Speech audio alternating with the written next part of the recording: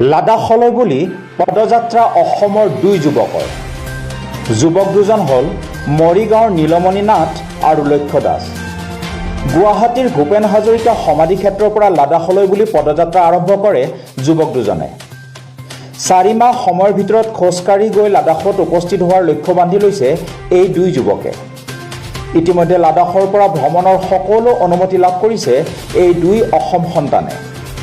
মঙলবাৰে পুৱা পদযাত্ৰা আৰম্ভ কৰাৰ পূৰ্বে বৰপেটাৰ মাজদিয়াৰ কেইজনমান যুৱকৰ লগতে ভালে সংখ্যক লোকে শুভেচ্ছা জ্ঞাপন কৰি উৎসাহিত কৰে।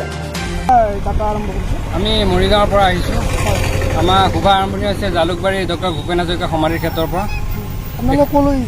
আমি সুদূৰ লাডাখলৈ বুলি আহিছোঁ। আমি নতুন প্ৰজন্মক উৎসাহ দিয়াৰ বাবে, মটিভেট কৰাৰ বাবে আমাৰ এই কাৰ্যসূচী হাতত লৈছোঁ। আমাৰ এই কাৰ্যসূচীটো 3 মহীয়া হ'ব। 4 নম্বৰ মাহত আমাৰ লাডাখৰ পাৰ্মিশ্যন আছে। আমাৰ দুজনৰ নাম, মোৰ নাম হ'ল নীলমণি নাথ, মৰিগাঁও ডিষ্ট্ৰিক্ট যোৰাহাট গাঁৱৰ। মোৰ নাম শ্ৰী লক্ষ্মী দাস, মৰিগাঁও ডিষ্ট্ৰিক্ট মালিপুৰ।